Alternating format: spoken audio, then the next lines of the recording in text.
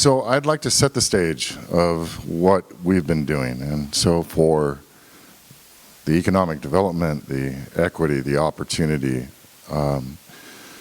we've been advocating with industry and our community to try and see new opportunities in Imperial County. And for the past decade, we've been advocating specifically about geothermal, which is the largest tax-paying private entity in our county. Multiple ways, through legislative attempts and through regulatory changes, it did not get included into the renewable portfolio. Because of the little small print that was in all policy, that least cost, best fit, and solar and wind made up a large growth. Specifically after San Onofre went offline, that 2 gigawatts of power was replaced, majority with out-of-state or with solar and wind, and then backed up by gas, natural gas in California. So things have changed, and I was part of the Lithium Valley Commission for the state of California. I was the vice chair. And we began conversations about what would happen in mineral extraction in California, specifically in Imperial County. That was moving along, and I'm glad I was part of that. But I also recognize that there were only 3 people from Imperial County that were on the Lithium Valley Commission talking about Imperial County. So we started a conversation in Imperial County that included industry, labor, education, local jurisdictions, CBOs, basically anybody that wanted to show up. It was during COVID, so we had hybrid. It was either Zoom or in person. Those that were comfortable came. Those that weren't, they just dialed in. But from that conversation, we developed a plan to move forward, and this was definitely all-inclusive. So some of the people that are joining me today, Mr. Signorotti, Ms. Lopez, Mr. McMillan, were part of those conversations too, as we developed a path to be able to meet what we expected. There had been policy changes, and significant was the California Public Utility Commission in 2021 on June 26. I remember this day because we had been advocating for this for a long time. The integrated resource plan changed. It included 1,000 megawatts of new baseload renewable power. They couldn't actually write geothermal, but they made it basically the only fit was going to be geothermal. That made mineral extraction and new power generation so much more attractive. And our group was now talking. And so we developed multiple things. The first one was about a severance tax. So we brought that up at the first meeting. Industry didn't walk out. Vince, you stuck around. Yes? Yep. We also talked about education, and we talked about incentives to be able to bring in more than just energy and mineral extraction, but also manufacturing. We talked about the infrastructure needs and the huge amount. So those that were out at Lithium Valley at the CTR site, you understand that we have bridges from the 30s and 40s that we're going to have to replace for some heavy loads, right? We have unpaved roads. We've got a need for major logistics to be able to move materials and equipment in and out of that area. And we have no water or sewer in these areas that we're talking about developing. So we talked about severance tax, we talked about education, and we talked about incentives for business, and then the other infrastructure, which also included permitting and planning. So from that conversation, about 8-9 months, we put together a plan called the Lithium Valley Investment Plan.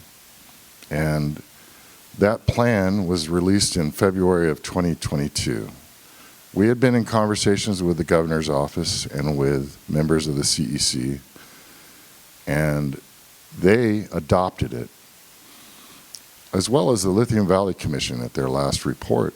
In majority, all the items that were identified locally were part of the final report of the Lithium Valley Commission. And SB 125 incorporated the majority of all of our asks, the actions that Imperial County was going to do, and the request of the state to recognize. So a severance tax across California was approved when it was signed into law. Funding directly for a specific plan and programmatic EIR was included. A health impact analysis was included, and an outreach money to engage our community and to make them better informed. There are other elements of that, but I wanted to stress to you that all of these pieces were put into place because Imperial County had a history of being used and exploited. You may not think like, how is Imperial County being exploited? Well, if you went to our southwest corner of our ag fields, you'll see a huge amount of acreage that's been turned into solar farms. This was productive land that was growing cereals or grains, but now is providing electrons to San Diego. That happened because on undisturbed land in our open desert, we were being challenged. We were being challenged on environmentals that would happen on BLM or private land because it hadn't been disturbed. And the path of least resistance took it directly onto ag fields. So currently we have 16,000 acres of solar farms, and the majority of that is on what used to be agricultural land. There is no direct benefit. There's a solar exemption on property tax for the panels, and we've been playing catch up. We made a change. Our board just last May made a change to make sure that we are not going to be suffering or our citizens suffering for the loss of revenue that's caused on solar farms. And similarly, with this action with lithium, we set the stage to be able to shield industry, to be able to be prosperous and grow, and hopefully have additional ancillary manufacturing come on board in our area. I'll share one other thing before I hand this off to Vince. I went to Midland, Texas this past summer. So Midland, Odessa, an area that saw a huge growth with natural gas and oil, multiple actually booms. And I talked to county commissioners, county clerks, and to city officials in Odessa and Midland. And what I learned is Texas has a different way of dealing with environmental review. They've got a thing called the Texas Environmental Commission. And so Karen, our counterpart from Riverside, if Karen had a project that she wanted to build a hotel, and it was in the county unincorporated of Midland, she could send that in for an environmental review, and most likely there would be a stamp coming back in about 3 weeks saying approved. You must understand that Lithium Valley and California is competing with Texas, Tennessee, Arizona, North Carolina. There are multiple other places, even within the United States, that are trying to vie for this. But these are policies that were created in California. And if it's not paying dividends to the people of California, I think it's a failed policy. So we need to continue to challenge our lawmakers and regulators to understand the conditions you create have impact. What happens downstream can actually mean less jobs in California. So, sorry about that, Karen, but I always like to call out people in the audience to put them in and to get you woken up as well. All right, so I'm going to share a huge knowledge factor is Vince Signorotti. He has had a history with multiple companies and currently is the first fully permitted project for lithium extraction in Imperial County. So please welcome Vince Signorotti. Thanks, Ryan. Nice to be here. As Ryan said, I've been hanging around this business for a long time, not much longer, I'm happy to say. But I started in geothermal in 1981 up in Northern California at the geysers, and moved to Imperial County in 1988, and have been pretty much there ever since. So Imperial County has been good to me. I saw a lot of growth in the geothermal industry over those years, and quite proud of my contribution to that. So we're going to talk about lithium today, but before we do anything more, I want to introduce somebody to you, and that is my colleague, Elizabeth Espinoza. So Elizabeth is our Community Affairs Liaison, and over the course of the next few years, you're going to see and hear a lot from Elizabeth. She's just done a terrific job for us in her role, so we're quite happy to have her. Okay, so we have one goal: to create the cleanest, most sustainable lithium production facility in the world. Obviously, most of that lithium is expected to be used in the EV market, but I think when you hear what I have to tell you about what we call Project Atlas, that is our project near the Salton Sea, I think we have come pretty close to achieving that goal. All right, Project Atlas is on the southeastern shoreline of the Salton Sea. Once upon a time, it was about half a mile away from the sea. Today, it's about 3. So the sea is getting a lot smaller. But we are on the southeastern shoreline right over here. You can see, wow, we got it up there. Project Atlas is a co-location with the newest of the 11 geothermal power plants that exist at the Salton Sea. The Featherstone plant, which is our host facility, I'll explain all that in a minute, but the Featherstone plant went into commercial operation in 2012. EnergySource began its efforts to develop that project in about 2006. So it took a long time to get to the finish line. We had a little financial situation in 2008, which made our lives a lot more challenging, but we got this project financed. It was a $400 million facility. It is the largest of the 11 plants at the Salton Sea. That's the largest facility in the county, and Imperial County has, I think, somebody here can probably correct me, like we have about 21 plants in Imperial County? 22, okay. So 11 of those plants are at the Salton Sea, and collectively they produce just under 400 megawatts. We had some good news and bad news a few years later, whereas everything on our Featherstone plant went according to plan. The second project that we had did not go according to plan, and we abandoned those efforts in about 2016. Coincidentally, a company that had been working with EnergySource to develop a minerals program closed up shop in 2016 and just disappeared. So we were left with no second project, and the folks that were going to try to develop a lithium resource moved out. So we said, well, we got some time on our hands. Why don't we try to do it? So in 2016, we began that effort. And it was a lot of trial and error. This is something that's never been done before.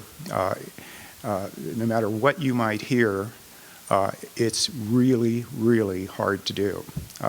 This is a geothermal brine that contains pretty much everything on the periodic table to some degree or another. And it's hot, and it's prone to scaling, and it's corrosive, and all of those things need to be taken into consideration once you have that fluid to the surface. So we worked with the actual brine, unlike a lot of other folks who are pursuing direct lithium extraction and they're working with lab brines and that sort of thing. We worked with this nasty stuff that we've been using for 43 years to make electricity, and over that period of time, developed technology that we call ILIAD, and that is actually integrated lithium adsorption desorption. So don't let my knowledge of that fool you into thinking I'm a scientist, because I'm not. But anyway, so we developed a technology that we called ILIAD, and we tested it and tested it and tested it and tested it and tested it, and got to the point where we thought that we had a commercial opportunity to build a project. And so in 2021, we started much earlier than this, but in 2021, about September, we got our first environmental impact report approved. We got a CUP, thanks to Jim Minnick and his fine staff at the Development Services Department in El Centro. And also at about the same time, we got our first feasibility study that said, yeah, we think you can do it. This is an independent engineer, and they said, we think it's going to cost around $700 million. So here we are, 2024. We expect to break ground on our project this year, which is not a $700 million project any longer. It's nominally 1.4 to 1.5 billion. So things have gotten a lot more expensive in the last few years. You can see from the timeline here that we expect to be in commercial operation in 2026. Okay, so what are we doing? We're producing 20,000 metric tons of battery spec lithium. Lithium hydroxide monohydrate is our product.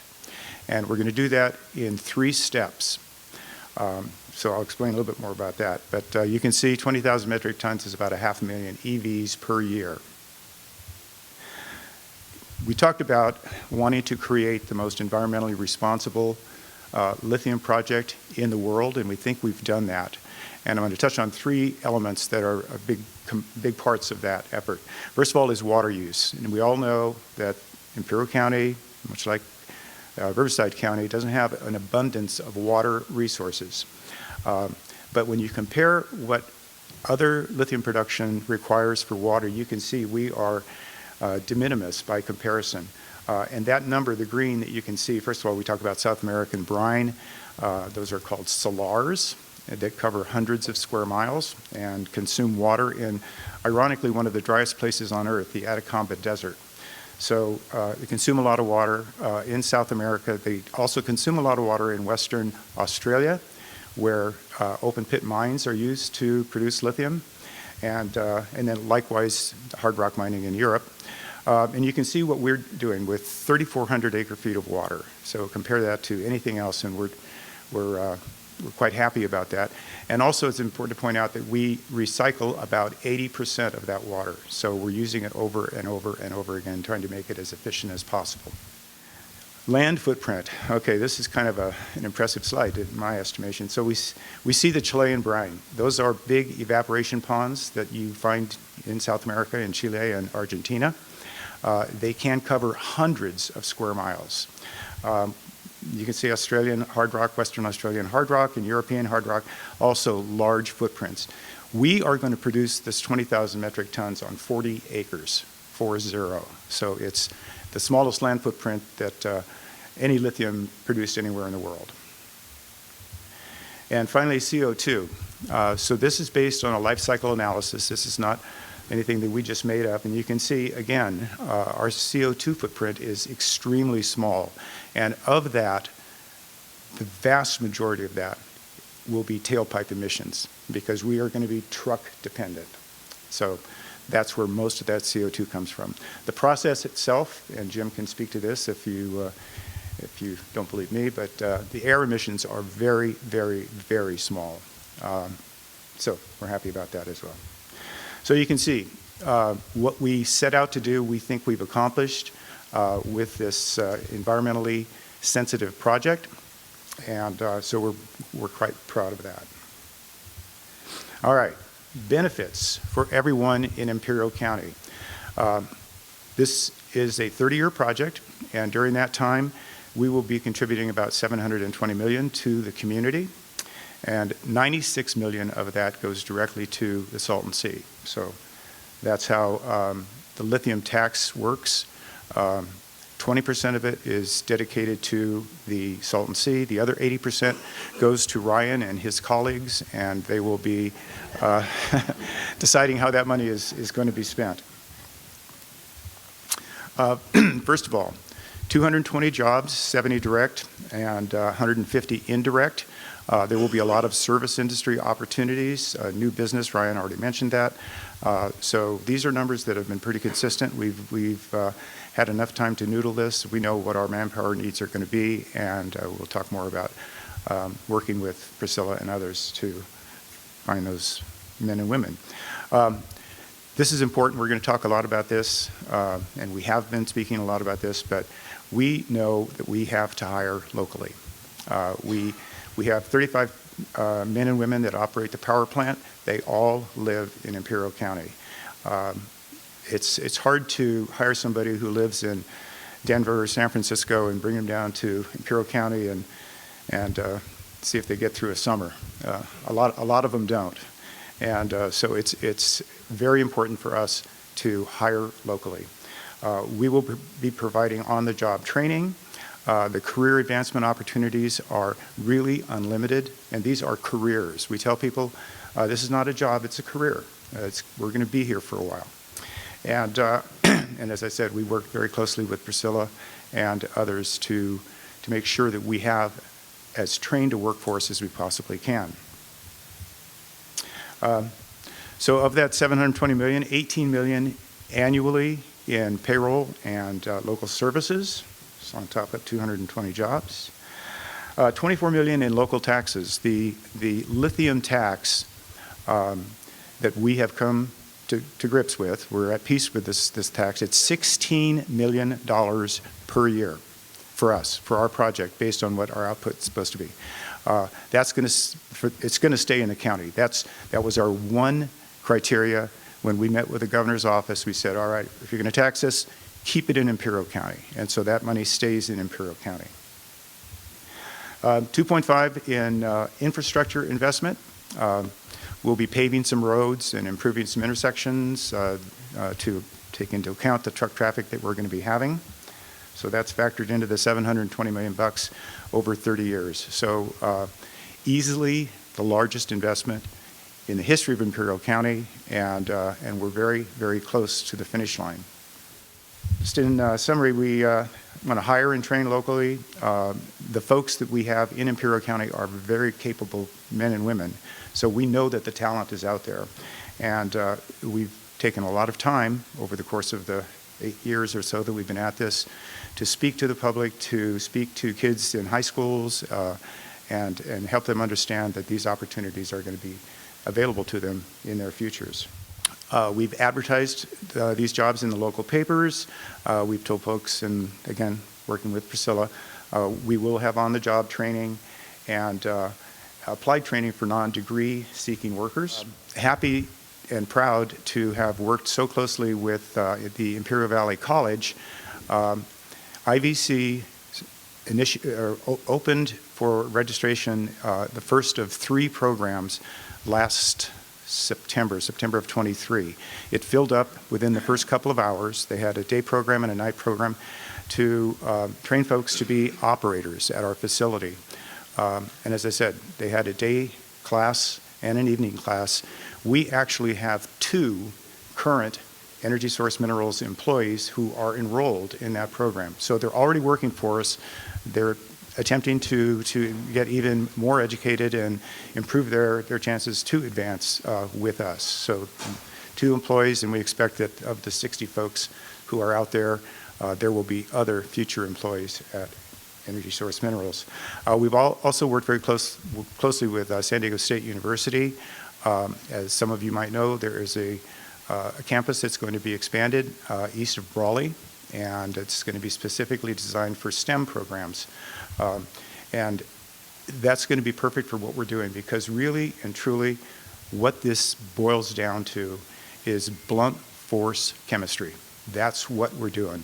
And as I said, it's not easy, and it's really not that inexpensive, but at the end of the day, we think we will have the least expensive lithium produced anywhere on the planet. So that's important.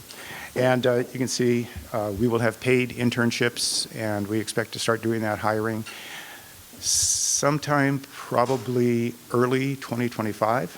So we're getting close. The program that IBC offered starting in 2023 is a 1-year certificate program, and it will provide a lot of the skills and knowledge that we will need from our employees. So happy about that. And in the fall of this year, they will have 2 additional programs, one for an instrumentation tech and the other for a chem lab technician as well. Something that's kind of near and dear to us, a lithium camp.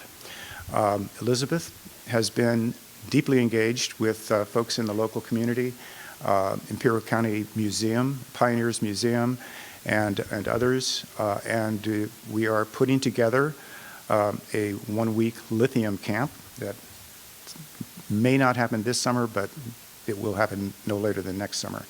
And you can see we've been talking to teachers and we've been talking to the community, and we're trying to be good corporate citizens, and I think we are. That's a picture of the Featherstone plant. As I said, it's the newest and the largest of the 22 plants in Imperial County. So that is our host facility. So I don't have any slides that speak to this, but I'll tell you a little bit about the technology. First of all, geothermal production at the Salton Sea involves drilling wells that are 1.5 miles to 2 miles below the surface of the earth, bringing up a superheated brine to the surface anywhere from 600 to sometimes even 650 degrees Fahrenheit. Lots of dissolved minerals, anywhere from 250,000 to 300,000 parts per million dissolved minerals. And all of that has to be dealt with when you bring it to the surface. We take this superheated brine, we rapidly vaporize it over 3 stages, take that steam, and when I say rapidly vaporize it, it's the same thing that happens when you take a shower. Water's under pressure, comes out of a nozzle, and water goes down a drain, steam goes out a window. We're doing that with 600-degree brine. And so we take that steam, we clean it up, we deliver it to a turbine, make electricity, convert the thermal energy to mechanical energy, make, in our case, 55 megawatts of power, ship it down the street into the grid, and then put that brine back into the ground. It's injected back into the ground. So what's now going to happen is before that brine is injected back into the ground, we'll take it, our site will be adjacent to this plant, we'll keep it for between 10 and 12 hours, and we will harvest over 95% of the lithium from that brine using our Iliad technology. So what does that mean? 20,000 metric tons a year. The lithium in this brine is about 250 to 260 parts per million. There's not a lot there, but our technology allows us to harvest over 95% of that. So it's exciting, and by the way, Iliad, our technology, integrated lithium adsorption desorption, it's so viable as a technology that in December of last year we announced that we were creating a new company, and that new company is Iliad Technologies. We have already begun to license that technology, and along with the announcement that we'd created this company, I think it's the 3rd largest lithium company in the world, invested in Iliad Technologies. They are a minority owner of the project. They also announced that they were going to use Iliad technology exclusively going forward for all of their lithium projects, and that they were going to retrofit everything that they currently operate to use Iliad. So it's endorsed, third-party endorsement. We also have a license with a company up in Utah that's planning to produce lithium from the Great Salt Lake. That's run into some regulatory issues, so they've pushed the pause button for the moment. But Livent is full steam ahead, no pun intended. And so that's what we'll do. We'll keep this brine for about 12 hours.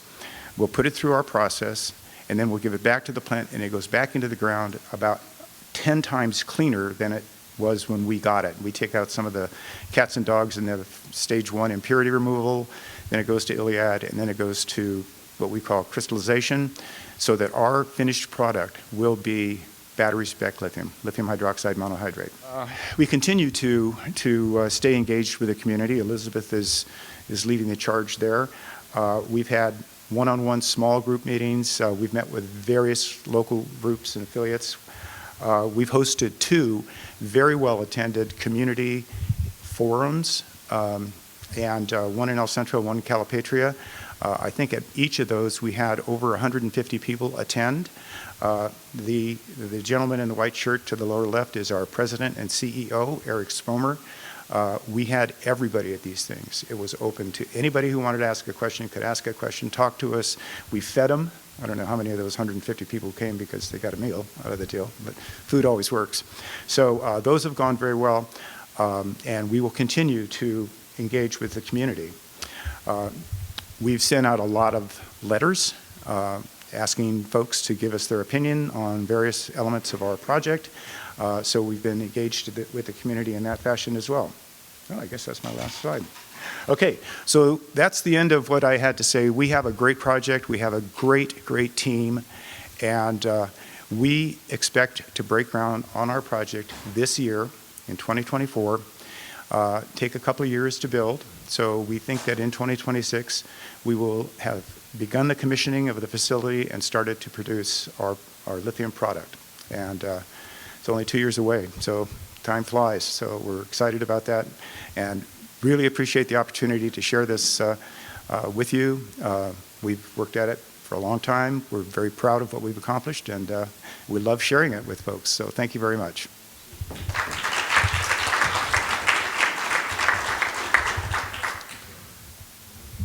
Thank you, Vince.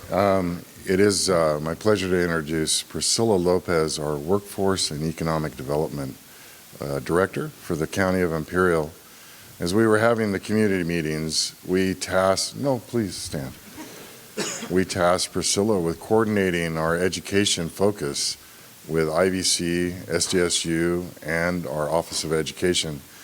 And so what Vince alluded to was the creation of the IVC program, direct relationship with industry, creating these streams of education for local hire. Thank you, Supervisor Kelley. Good morning. Again, my name is Priscilla Lopez. I'm the Director for Workforce and Economic Development for the County of Imperial. I've been with the county for about 7 years, and I can tell you this past, I don't know, I want to say 2 years or so have been nothing like what I thought it would be. A complete blur, but very exciting. There's been a lot going on, and I think, needless to say, one of the most important projects in my career is going on right now because of what it means for the future of the County of Imperial. So, like Supervisor Kelley said, and Vince discussed as well, a few years ago we sat down and we were tasked with certain areas of our expertise to kind of develop as Lithium Valley moved forward. My task was to develop workforce. Not an easy task, but right, let's do it. So our first order, or our first project, was to convene. And like in most respects, convening isn't always that easy because everybody has their own lane, they have their own silo, they have their own, funding source, and it's important that we learn to braid, right, and that we learn to kind of work together. So that was part number one, and we did. We were very successful in our very first convening. We brought industry to the table. Vince was there, CTR, Berkshire. I mean, everybody was there in industry who needed to be. It was important. We had K-12. We had vocational trainers. We had CBOs. I mean, you name it, they were there. And the conversation was, how do we do this? How do we braid WIOA funding? Because my department is funded under WIOA, Workforce Innovation and Opportunity Act funds, to provide job services and to provide business services. How do we braid this and how do we assist this moving forward? So the conversation was really, really good. Everybody was very excited. We had higher ed, so SDSU was there, IVC was there, which I'm sure everybody knows IVC last year tied with a college in Colorado as #1 college in the States. Through the Aspen Institute. It was amazing. So they were at the table, we had the conversation, and IVC took the football and ran with it and created 3 short or fast-tracked programs. So they're 12-month programs. One of the things we stated were that people wanted to work now. The 4-year degrees are great, and SDSU is backing that as well, but we need to get the foot in the door. So what do you need as just a regular person to get your foot in the door? And industry literally sat down and said, this is what we need, A, B, C, D. Take out all the fluff, make sure that these are the hard skills that we need so we get people through the training. And that's what we did. It took a couple of years. Anyone who is in education and workforce training know to build a curriculum and a training for any area comes with a lot of I don't want to say red tape, but it's red tape, bureaucracy, but we have to check all our boxes. One of them is labor market information. How do you justify building a training for a job that doesn't exist in your area today. So how do you use that funding? That was challenge number one. Again, there was a lot of letters of support with actual numbers of job from industry saying these are the jobs that are waiting out there as soon as they graduate. Some of them we were able to put through right away, which was the first one. It was plant operator, and like Vince said, 2 hours, I believe, and that thing was full. It was 2 cohorts of 30 people each class, full. And they're getting ready to graduate this summer, so they're about halfway through the program. The other 2 training was a panel operator and chemical lab technician. Those have been a little harder to put through because of the jobs at the end of the line. So what we did was cross-referenced. And again, working with industry, working with employers, working with IVC, working with SDSU, working with vocational trainers and K-12. Let's cross-reference skills that you don't just use in the rare minerals extraction industry, but manufacturing. So that added another number of jobs to the labor market information that allowed us to push this through. So those are in the works. Those will be announced later this year, and hopefully by September, those will be open to the public as well. But that program, LIFT, Lithium Industry Force Training, I believe it stands for, has been really well received. And that's step number one. That's the first part of getting our community trained. And of course, our community is about 178,000 people, and that's the census. And what we want to make sure is that we offer a sense of moving forward to our youth. So that's the next part. And there's a lot of programs that we're working on right now to get apprenticeships into the program, into the county. As we stand today, we don't have any registered, formalized apprenticeship programs, but that's in the works because high schools and even junior high schools are looking at training people for this industry, not just this industry, but for things moving down the road. One of the other really important components of what I was tasked with was to look for funding, to provide funding for a needs assessment. We need to find out how to get to where we want to be, not just 5 years, 3 years, 10 years down the road. We want to do it correctly. We want to make sure that we're establishing an economic development strategy that's going to have sustainability and longevity for our community. So we did that, thinking about the industry, thinking about other industries that might be coming down the pike. We looked for money and we found some with additional assistance funds through the EDD. And we are currently finishing up choosing a consultant to do the Lithium Valley Workforce and Economic Needs Assessment study. So by Wednesday, we should have a decision. We're right in the middle of it, literally. That's why I wasn't here yesterday. But we're really excited about what this study is going to show, because it's that economic development strategy that we need. So I've been doing this for a long time, and I've never, ever seen the response we had for submissions to RFP like we did this time. We had 13 submissions, 13, and for us, that's a lot. 13 national think tanks submit to provide us this report. That's why it's so hard to choose, because all submissions were excellent. We want to make it fair, we want to make it transparent, and we're working on that now. The process was long. We wanted to do it the correct way, so the step number one was to create a steering committee. Steering committee was industry, local government, we had education, we had higher ed, we had CBOs, and then, did I say industry? Industry, of course. 12 individuals, very, very educated, very knowledgeable, helped us steer the RFP process, and now they're doing the actual rating on the submissions. So we went out to the public. We wanted to know what you thought as a public were our needs so that we could make sure that we addressed them. Again, our community has to be front and center. We need to understand what they want from us so that we can fill those gaps and meet those needs. So we went out to the community, we had a few forums, we got some input, we even put it online. We branded it, it's called Valley Works, so it's not official, but it's official enough. So Valley Works is the study that we're working on, and it's set to start May 1st. If we're lucky, we started even sooner. But May 1st is our timeline, and it will go for about 14 months. So that's worst case scenario, because we got some that said they could do it in 18 weeks, which was crazy to me, but yeah, we did. So we're looking at what our options are. I was just in Sacramento last week, and they're talking about this project. They really want to see the outcome because, again, it's going to set an economic development strategy for the long run for our area.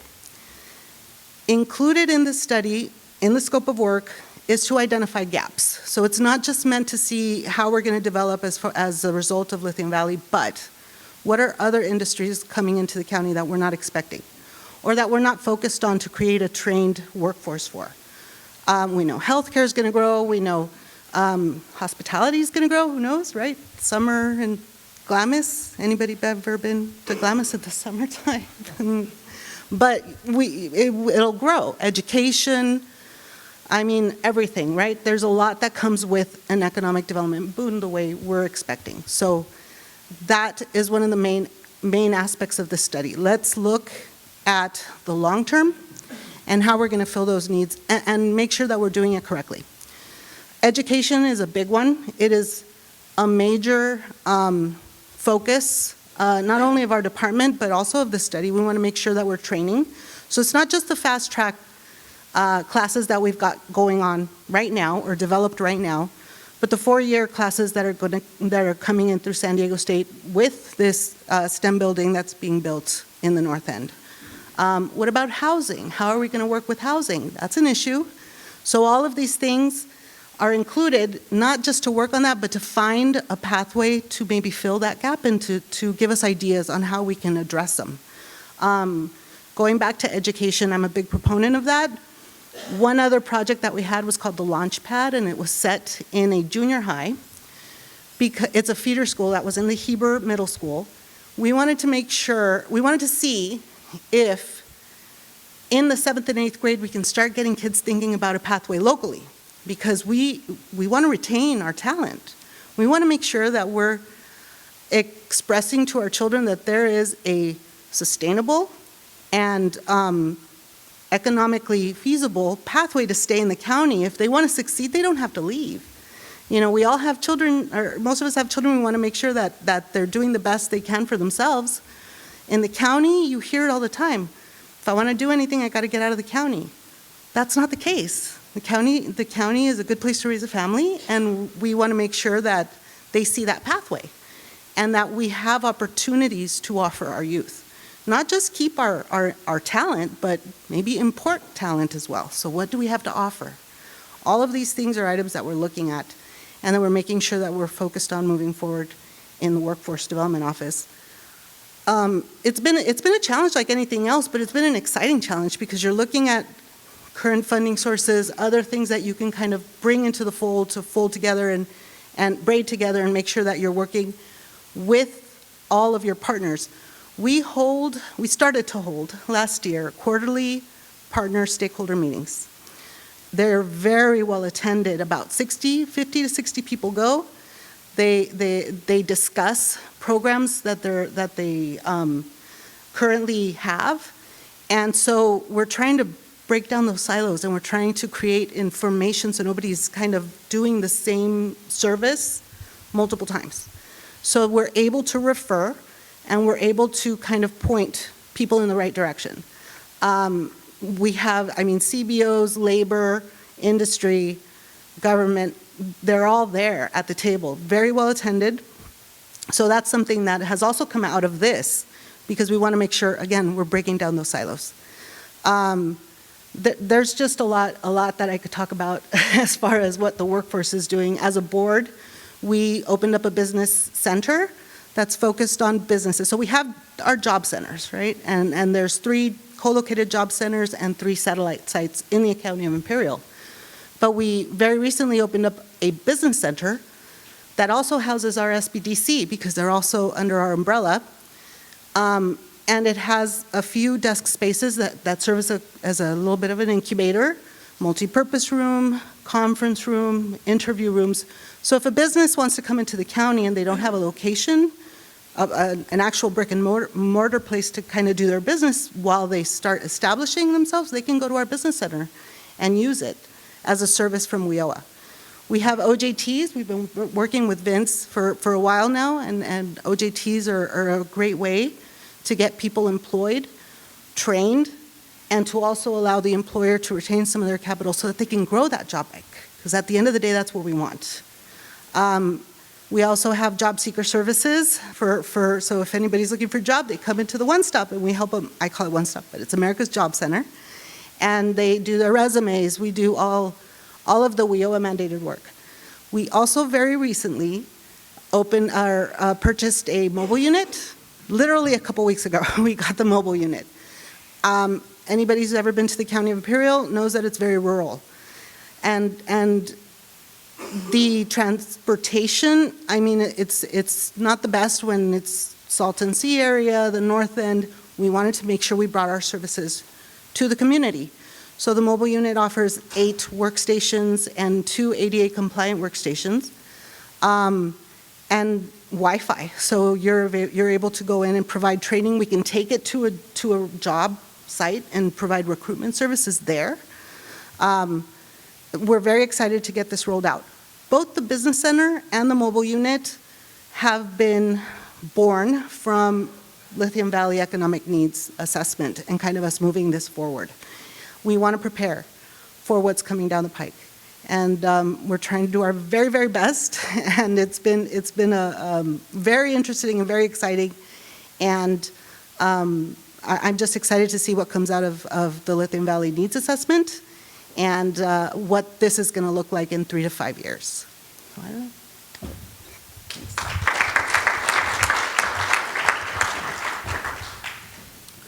Thank you, Priscilla. And next, I'd like to introduce John McMillan. John's the Assistant Vice President for San Diego State University, but I knew him as the executive at the San Diego State Research, but I just found out he got shifted to one to the other, right? It's just a show game. I do want to, for Manny mentioned the amount of people that go to Coachella. So I want to share with you that we have a place called Glamis, California. Largest sand dunes, Imperial dunes, recreational playground for many residents in your counties. We also get about 500,000 people there, but Lady Gaga doesn't do any concerts there. Yet. John, please. All right, thanks. Thanks so much, Supervisor Kelley. I appreciate it. Hi, everybody. So John McMillan, one of the joys of going last is that everybody's already done my presentation. So you know that there's a building, and there's education and collaboration. So hopefully I won't stand too long between you and lunch or you and Q&A. But so just a little bit about me. Some of the things I'm interested in is technology-based economic development, research translation, the innovation economy, diversity in STEM, and partnerships. Just a quick temp of the room. So who here is from Imperial County? Okay, so most of you know what's going on already. What about Riverside? Most of the rest of you, San Bernardino? We got two. Okay, I thought you were the lone soldier here. Anywhere else? Okay, a few others, great, welcome. So like any good academic, I want to leave you with some thoughts so that you can take something away from this. Many of you in your counties probably don't have brine-based lithium resources, and so what can we learn from the work that we're doing here is one of the things I would like to just sort of finish with. And collaboration, as everybody mentioned, is sort of the key to that. So just a quick comment on SDSU Imperial Valley. We've been SDSU has been in Imperial County for about 60 years. We have 2 campuses, one in Calexico and one in Brawley. Our Calexico campus is sort of space constrained. There's residential housing, I think, on all 4 sides. And so we're really viewing our Brawley campus as sort of our innovation hub, and we'll see what that looks like in just a second. So we have 12 bachelor's programs, 4 master's degree, multiple credential and certificate programs. We have about 1,200 students there. And something I would like to highlight is student success. In Imperial County, students that are enrolled at SDSU-IV have a 70% 4-year graduation rate and an 80% 6-year graduation rate. The CSU average, so the California State University System average, is 35% for 4-year and 62% for 6 years. So the students here are excelling in the programs that have been given to them, and they are hoping to take advantage of new programs and offerings that are going to be made available to them through the variety of collaborations we have with, IVC and Priscilla's group. So just to highlight the success of our great students in Imperial County. The Brawley STEM Innovation Hub, this is what the campus looks like today. I say campus, it is a building, but we're hopeful to grow that out. And so one of the things that we received through the Lithium Valley package when we had a budget surplus 2 years ago, looks very different today, was an $80 million investment thanks to the support of Supervisor Kelley and many of you here in the audience. We really wanted to design a flexible environment that encouraged collaboration, a space for students to meet and work and innovate. We really hope to be done with this project by fall of 2025 so that the new students enrolling in the fall semester can take advantage of the building. I just wanted to give some context for folks who have maybe never seen it. This is what the current campus looks like, and then when the new building is here, that's what it will look like there. Just one more view of renderings to see, the scale of impact and sort of changing the dynamic of that campus. Again, renderings, but they're a very good visualization. This is what will be built. So I guess it's not just renderings, it's also a site plan and all of those things. Inside there, we will have teaching labs, research labs, faculty offices, and student collaboration space. And this is not just a rendering. We broke ground on February 9th. And so you can see Supervisor Kelley's there and Dean Gina Nunez from SDSU Imperial County, or Imperial Valley. So many of my colleagues here have already talked about collaboration and education. We have good collaborative relationships with IVC, with the Workforce Board. And so we're trying to think about sort of the continuum of educational opportunities, what jobs are going to be created, what types of needs and training requirements are needed to fulfill those jobs and to succeed. So there's just a few things that being small in Imperial County allows us to be nimble, right? To create new opportunities for education in response to jobs and needs. So one of the first ones that we have launched here, actually this is out of order. Our first one was the Bachelor of Science in Nursing degree. There's a critical nursing shortage in Imperial County, putting strain on the medical system. You can't have a functioning economy without healthcare. And so SDSU launched an accelerated nursing programs to get students back into the hospitals within 3 years if they're freshmen and 2 years if they're transferring from IVC. We are just about to launch in the fall of this year our Bachelor in Science in Public Health with an emphasis on environmental health to encourage students to work in the Salton Sea area, dealing with asthma, pollutants, all of those things that we all, I think, know well and have been discussed earlier today. So just what do we mean by collaboration? There's thousands of new jobs that are coming. Less than 10% of those will require a 4-year, I hope that's right, Vince, I'm gonna say less than 10%. That's the analysis that we've done. But that's still a significant number of students and jobs that will require 4-year degrees. So if we're thinking about the chemists and the materials engineering, we're excited to launch those programs along with our new STEM building. But more than that, we wanna meet students where they are. Right, so not all students want a 4-year degree. Some want apprenticeships, pre-apprenticeships, some want certificates. And so by offering, this variety or smorgasbord buffet of educational opportunities, I'm thinking about lunch already too. We really are we're meeting residents where they are for career readiness or career advancement. And so when we think of collaboration, we're not fighting over students. We are working together to ensure that students have the type of careers that they want. All right, research and innovation. I'm just going to highlight a few things. When I was going to mention this, I was going to tout that I've been working in Imperial County since 2013, but now I realize that Vince has been doing it longer than I've been alive. So I think he's got the seniority there. So one of the first things that we've done, the Southern California Energy Innovation Network, it's a CEC-funded program designed to support clean tech companies in the 4 southern counties. This is part of an ecosystem that covers the entire state. We've been working with this since 2006. 2016, and actually some of the core partners that are in this room, or maybe not, Ivy EDC, UC Riverside, and STSU.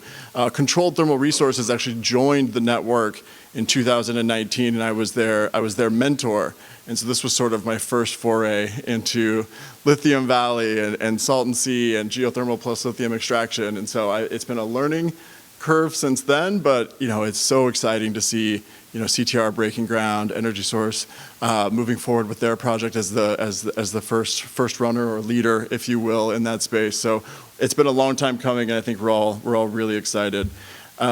We recently received an award in collaboration with the county, with McMillan's office, and the supervisors and UC Riverside on an EDA Regional Technology and Innovation Hub.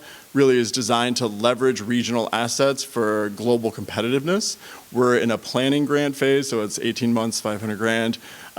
Just highlighting that this isn't being done in silos. Like, it's not STSU, it's not the county, it's not the workforce board. Like, we all work together to make these things happen. And it's that type of collaboration and trust that really allows us to be successful and to respond quickly to opportunities as they come out. Just a couple more things. Again, collaboration, this time in community service. So we were selected as a finalist for the EDA Recompete pilot program. 565 applications. We are the one of 22 finalists selected. The proposal will be going in on April 25th. Short deadlines for all of these things. Again, Imperial County, SDSU IV, and then the Policy and Innovation Center. You can see the goals of that program. Many of you have probably heard of it. California Jobs First, there's one of these in each of your communities. The Inland Empire has theirs. We work very closely with Matt and IE Go on this. Right now we're in the planning phase, reimagining what communities can look like through inclusive economic development. The $14 million Catalyst Fund that will also go to each region was just announced on Monday by the governor. Hoping to launch that in May is when the contract should be done, and that's really designed to provide technical assistance, project pre-development, to help community ideas move forward to projects that can impact their communities and their lives. So we're really excited for this. SDSU Research Foundation, but again, it's weird because it's me. So I am the lead convener and reservice fiscal agent for our southern border region. And so just to leave some space for questions at the end, I just wanted to kind of add some final thoughts. Working with this group and in Imperial County has been a phenomenal experience. We've developed, I think, collaborations and more than that, friendships. And so when we see opportunities that come up that require this rapid response, we know the people to go to, right? We've built a coalition, we've built trusted partners.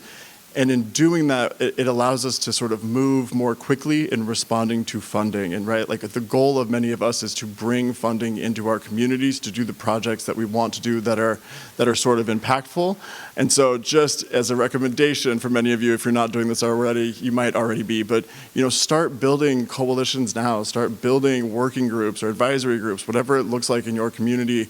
So that way when, inflation reduction, chips and science, when these things are coming out, there's hundreds of billions of dollars at the federal government that are being made available to do the work that we're talking about here. And so by spending this time together since I'll just say 2019, but more 2013, we've built these coalitions, and that's allowed us, I think, to be successful because we know what each other are good at. We know what's needed in the community. We've done sort of a lot of those levels of outreach and engagement, and more needs assessments are coming. So that would be a recommendation if you're not already doing that. Understanding how the counties can play a role in regional collaboration and investment and grant funding is really helpful. And I think the last thing, I think there was already another sports metaphor, but shots on goal, right? We need grant dollars. Grant writing is not easy. It's a low success game.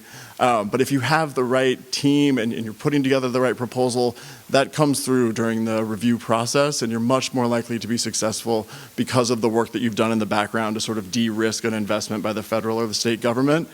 But even then, it's competitive, right? We said 565 applications, and they selected 22 as finalists. Those not all funded, and there will be 4 funded. So 4 out of 565. It's a low odds game, so you got to just keep taking shots and keep doing the things that you think are impactful and important for your communities. So thank you. Our board has taken public comments. We did a 60-day public comment period about how the money could be used in Imperial County.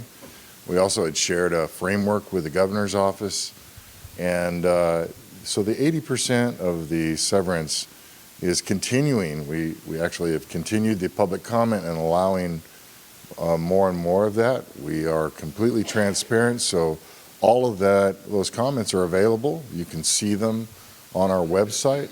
And we've had, I believe, 2, maybe 3 public hearings in regards to the severance tax.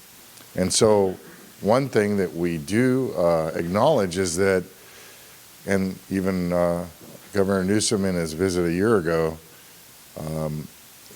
what we've shared in framework is that the county of Imperial is not taking all of this in hand. We are talking about sharing this with every city and town in our county. And the legislation also says that the 30% of those revenues need to be used in the area of significant impact, meaning the town site of Nyland, the city of Calipatria, Westmoreland, Brawley, and the town of Bombay Beach. All right, so I did want to share that, and one other thing that was mentioned about water. So Imperial County, water is very precious to us, and I'm sure it is in Riverside as well, especially Coachella Valley. But we get still delivery of 2.6 million acre feet. In comparison to Vince's project, which is drawing for industrial use, 3,400 acre feet per year.